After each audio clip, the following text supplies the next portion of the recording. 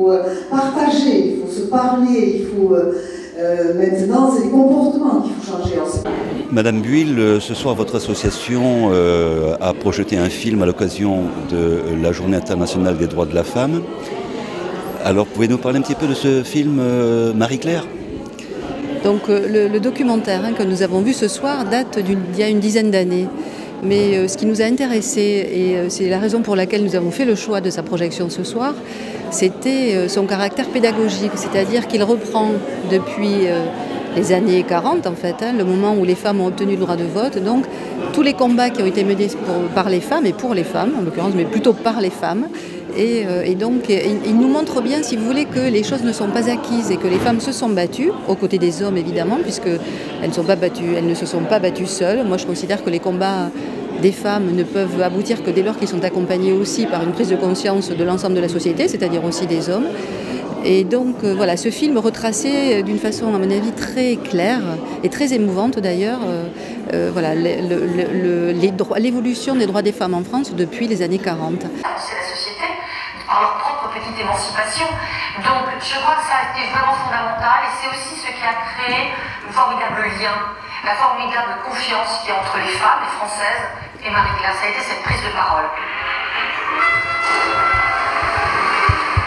Donc l'accès au droit de vote, ensuite l'accès donc dans les années 60 pour les femmes donc donc la possibilité pour les femmes donc d'obtenir, d'avoir un compte bancaire et d'exercer une activité professionnelle sans le consentement de leur mari, ce qui est quand même voilà encore très étonnant. Étonnant. C'est bien sûr en France, c'est le poids de l'Église catholique. Le sexe, c'est le péché. L'accès à la contraception et puis l'accès à l'avortement. Nous considérons que la contraception est un des meilleurs moyens de lutte contre l'avortement clandestin qui constitue un véritable fléau public. La maîtrise de l'autofécondité, un enfant si jeune, grand jeu, mais c'est fabuleux. L'accès à l'égalité professionnelle. Et moi, il me semble important pour les jeunes générations, puisqu'il y avait quand même, vous l'avez vu dans l'assistance ce soir, un certain nombre de jeunes gens, on va dire, qu'ils se souviennent à la fois des combats de leurs aînés, mais aussi de tout ce dont il a fallu, tout ce qu'il a fallu faire, enfin, toutes les actions qu'il a fallu conduire pour en arriver là où on en est aujourd'hui, sachant que tout n'est pas abouti, il y a encore un certain nombre de combats à mener.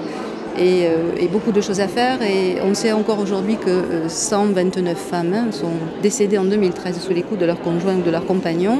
Donc ça veut dire que les violences faites aux femmes sont encore extrêmement nombreuses et beaucoup trop importantes dans notre société. Donc voilà, il y a beaucoup encore de choses à faire. Votre association pour le droit des femmes en Lot-et-Garonne, vous pouvez bien nous en parler un peu s'il vous plaît ? Volontiers.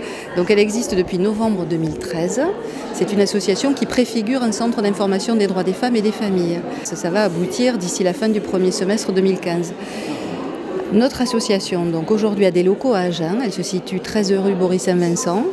Une jeune femme juriste de formation donc accueille et informe les femmes sur tout ce qui concerne le droit social, droit familial, droit du travail, droit de la santé, droit des étrangers, droit voilà je cherche encore droit toutes sortes, voilà toutes les questions qui peuvent se poser aux femmes et pour lesquelles il peut y avoir une réponse juridique. Donc oui, la juriste qui intervient à Agen donc les lundis après-midi, mardi après-midi, mercredi toute la journée.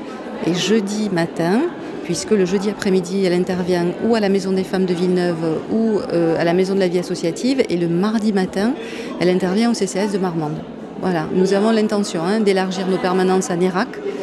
Alors là, les choses sont en cours avec Madame Palaz, donc l'adjointe à l'action sociale, et aussi sur le Mont-Flanquinois, donc dans le nord du département, avec Madame Founot, donc la maire de Montflanquin. J'invite toutes celles et tous ceux qui souhaitent nous rejoindre notre association, à venir militer avec nous, puisque voilà, toutes les bonnes volontés seront tout à fait bien reçues par la juriste et l'ensemble des membres de notre association.